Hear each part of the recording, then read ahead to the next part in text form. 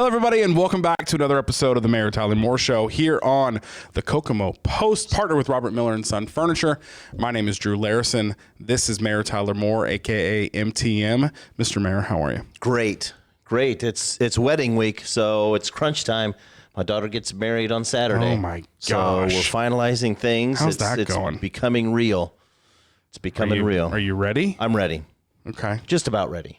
There's a few more things to tie up, but other than that, I think we're ready to make it happen. Welcome the young man into the family. Oh, good. Sure. I love that. I hope I'm in that same position one day. I'll be here before you know it. Trust me. I know. Yeah. I have one more year left of elementary school for my oldest, and that's hitting hard. How was your weekend? Busy.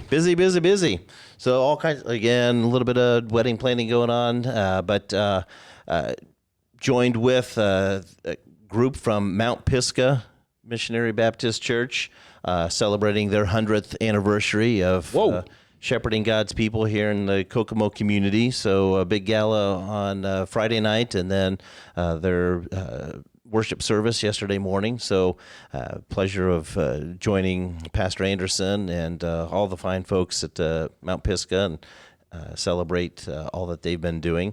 So that was a lot of fun. And then tucked in between, busy day Saturday, joined the folks at one church as they had a prayer walk to raise awareness on human trafficking.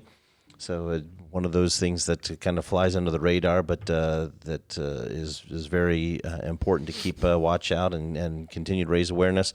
And then Kingston Days at Cyberling Mansion had a rematch Pinewood Derby race against the ever popular Tom Tolan out of the city's development department. So it was a rematch from last year's Pinewood Derby. I actually won last year, but due to whatever technicality, he was awarded the coveted Piston Trophy.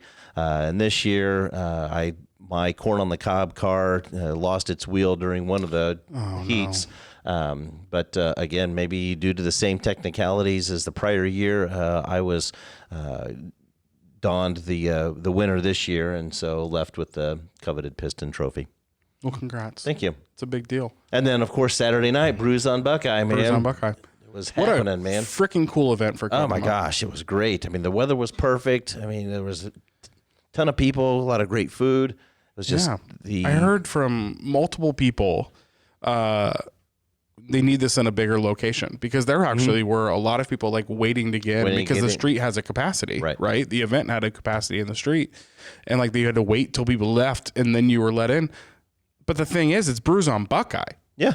Buckeye it's what it is, you know? So what do you do about that? Yeah. So I don't know if it's a matter of having it kind of spill into Jefferson. We close off Jefferson for them, right at Washington, and just expand it some a little bit. Main Street. Yeah. And you got some spill options into there because you got the little pocket park on the north side of Sun King. You got Johnny Cardwell and Laura that have done what they have with the old Wrights Beauty College facility there. So yeah, I do have an idea. I can totally see that alley in between Oscars and I think Jessica Newton has her photography studio. You could like make that a part of it, like block off the very end of that. That could expend like some flow into there too. And I think they did. I think they took it down. Well, they had porta potties.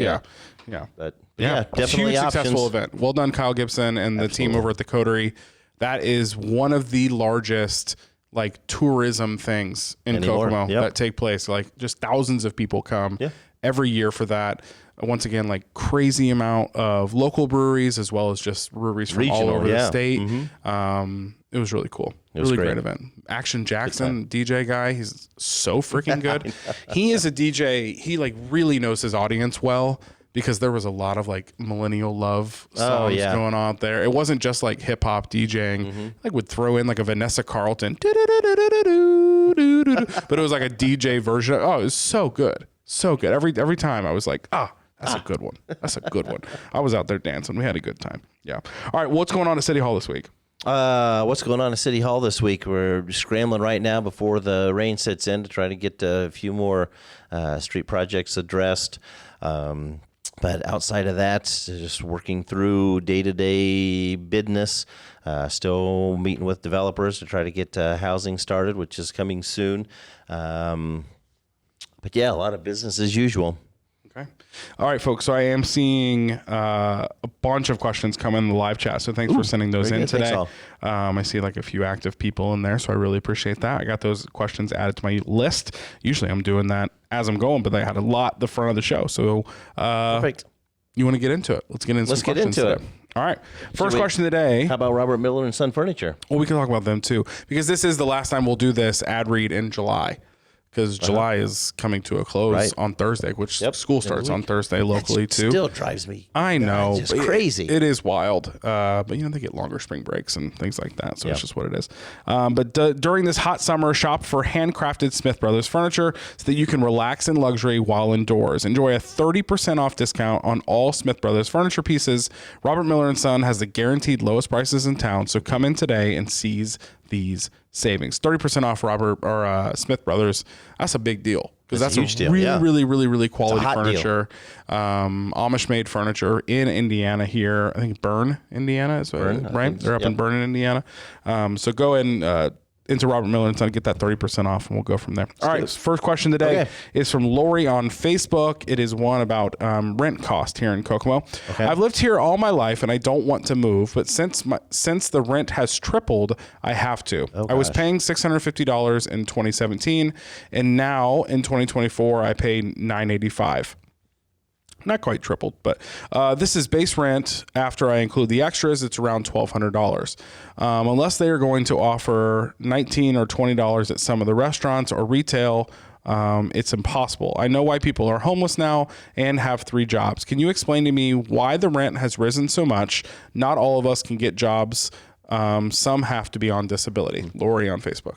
Yeah, it's a matter of supply and demand. I mean, unfortunately, we've got a huge housing shortage, and so because the amount of available it does not meet the demand, then those landlords are able to charge a little more to get those rents filled, and they're getting it paid, either fortunately or unfortunately, and a lot of those too that have facilities that are a little more seasoned are receiving a little more to be able to do improvements with what they've got. So, I mean, unfortunately, I mean, she's right. It comes down to supply and demand, and as we're continuing to work on housing to increase the amount that's available and the handful that is more affordable, then we just got to weather the storm, unfortunately. Yeah.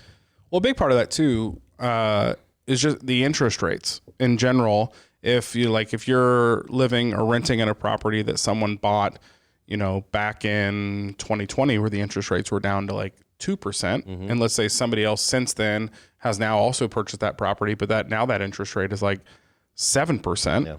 Their cost of having that building is a lot higher, like more than double than what it was 4 years ago too. So there's multiple factors, I would guess, why rents are increased. It's not always just landlord greed. Right. There's a lot of other factors. I mean, inflation in general has affected insurance costs and all the utilities cost, all of that kind of stuff. Yeah. Yep. Okay. Next question is from Amanda on Facebook. I saw that D&M Minis and Exotics announced they are starting a partnership for a petting zoo at City of First Adventure Park. What are your thoughts on Kokomo getting a petting zoo? I had heard that as well. I was just out last week and talked to Jesse, and he had indicated that the area, I think there used to be bumper cars or something in this little area. I mean, I think it's a great opportunity not only to show off the minis and the animals that they have, but an additional amenity or offering that First City Speedway can offer. And so I think it'll just definitely be a great partnership, and it'll be fun. Okay. Any animals you're excited about the most? I'm not quite sure what all they have. I did a little research on this question. It was like, they'll do like pony rides. Yeah. Do they have kangaroos? I was thinking they had. I think they do. Yeah. If there's a kangaroo, I think it'd be cool to see a kangaroo. Yeah. All right, cool.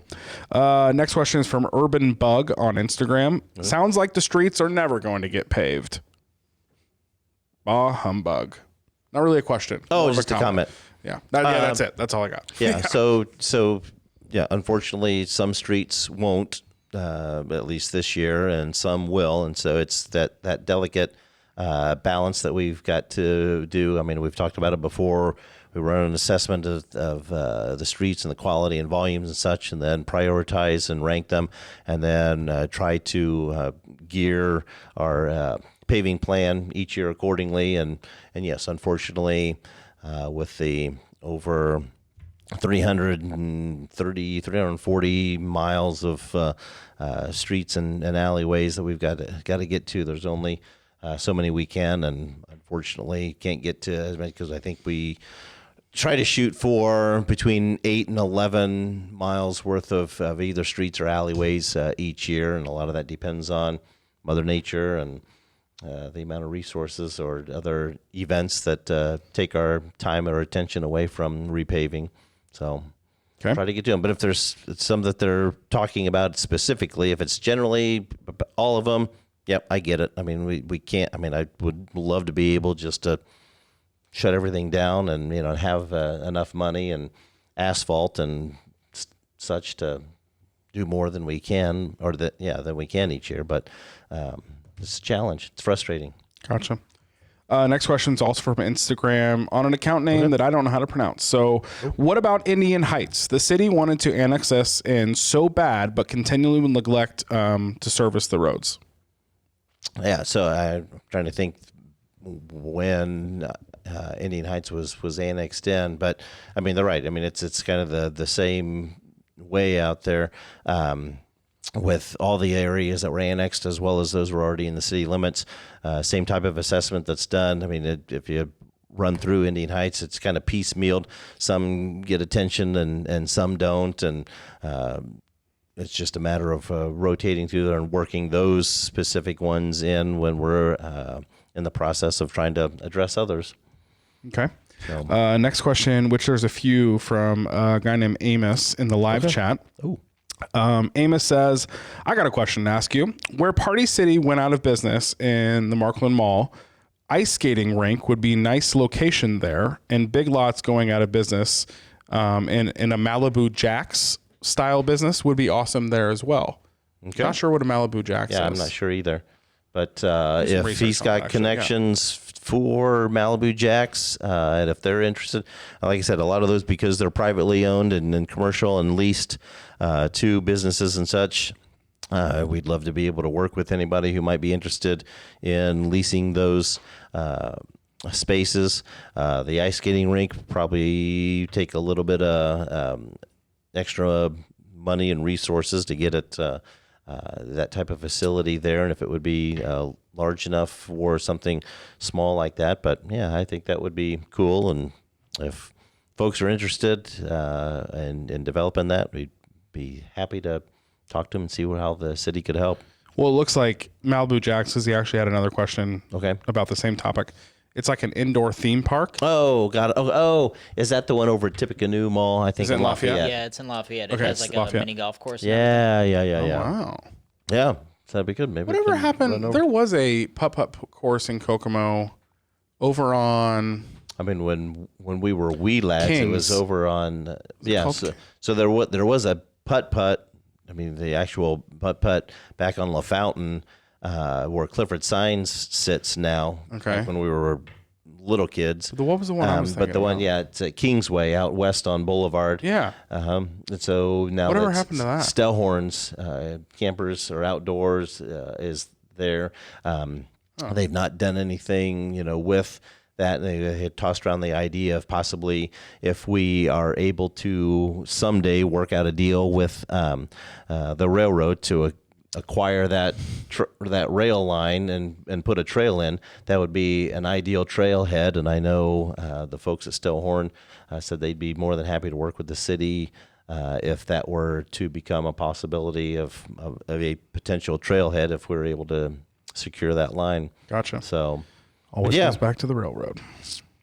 Next question is from Chris on live chat. Kokomo needs to have a program where people with special needs can earn money. Very good. I know Bona Vista has employment opportunities for those with special needs, but if you're saying something specific with the city, we could definitely look into some type of partnership with some of the nonprofits. I know with the we talk about ice skating rink, having the frozen sand lot in the wintertime. I mean, that might be an opportunity to partner with Bridges to allow folks with that. I know Bridges has also secured a grant through Lilly and through the Community Foundation and we're talking about miniature golf, developing a miniature golf course in Highland Park. I mean, so that could be something, another opportunity there, but they definitely exist. So we could try to find other ways to partner in situations like that. Maybe even, work something in at Kokomo Beach. I know it would be specific functions. I mean, because obviously with the amount of people and the lifeguard and the water safety and such would be an issue. But you could always look for opportunities. It's a good suggestion. Got it. Next question is from Clayton on live chat. Is there going to be things added to Jackson Morrow Park, like pickleball courts, more basketball courts, or another disc golf course?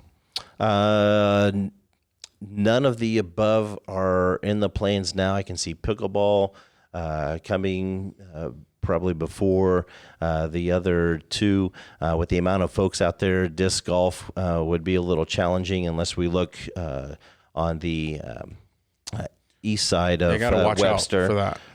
People not getting hit in the head with I know. a disc. So there may be, could potentially be a possibility across the way where the other skate park is that doesn't get used that much. So possibly looking at that area. But I know we're getting closer to finalizing plans on having bathrooms constructed, installed there, as well as a splash pad. So a splash pad's coming next year. It will probably be that, as well as some new playground equipment. I know there's been an interest in pickleball courts, and so depending on where the ideal place would be to lay those out, even if because the skate park isn't utilized that much, if there's the possibility of potentially filling that in and making that into something. I know there's been interest expressed with that, but initially at Jackson Morrow, the splash pad and bathrooms, as well as some playground equipment down the road too. Okay. Another statement / question from Amos in the live chat. Kokomo Beach could use a nice upgrade because of the battery plants coming in. He said, or we could just get another water park. There you go. Constantly looking at ways to improve or to add some fun to Kokomo Beach. Again, limited resources at time with what the Parks Department has to work with, because we still want to replace playground equipment and even add pickleball courts and such. I mean, so I know we're the consultant that did the Parks master plan has finalized that, and so that's got a little bit of guidelines for us to consider as well. So if the community could support and use another public swimming pool, we can look into that. But I think strategic, splash pads, other opportunities, around would be a good use. Absolutely. Last question from live chat is actually Mama Karen's, which is a local restaurant here in town. Yep. Does the city have any programs for small locally owned businesses to expand within the city? They can help small businesses navigate that. I mentioned Tom Tollins. He's a member of our development department. But if a small business has an idea or a thought to expand and need some assistance, they can contact our development department, and they can help them navigate to see if there's things that either the city can help do or at least direct them to help. There's also the small business or the Indiana SBA Small Business Association outside or out at Inventrec that has an office here locally that has programming and assistance as well if folks need to talk to them or want to hunt them down. Yeah, and there's actually been certain programs, I think, in the past for like small business grants or certain actually like dollars that people could get, forgivable loans, things of that nature through those programs as well. So check that out, Mama Karen's. Yep. Big fan of them at the farmers market. Okay, well, those are the questions we had today. If you have any questions for the mayor, go ahead and leave them in the live chat, or you can always get a hold of us on Facebook, Instagram, TikTok, our website, kokomopost.com. Check us out. You can always email Erin, ERIN, at thekokomopost.com. Any questions you have. We're also been checking, Kokomo has a subreddit page on Reddit, so we've been following that page as well. But plenty of ways to get a hold of us if you have any questions in the future. Please let us know. We'll get those asked to the mayor. Mr. Mayor, do you have a dad joke for us today? Well, the Olympics are on, and everybody's excited watching that from across the pond, if you will. But I found out that the United States Olympic team, the only event or participants that they require post-secondary education, I mean, as much as they can get, are the marathon runners or the long, There's an education, like they have to have a certain... apparently, for the marathon runners. For the marathon runners, I didn't even know that was in the Olympics, but that's interesting. Why? Why is it? I mean, because education pays off in the long run. Doesn't it? Thanks for watching another episode of the Mayor Tyler Moore Show here on the Kokomo Post, partnered with Robert Miller and Son Furniture. Like I said, if you have any questions, leave them down in the chat or get a hold of us any other way you can, and we'll see you next week, Kokomo. See you, Kokomo.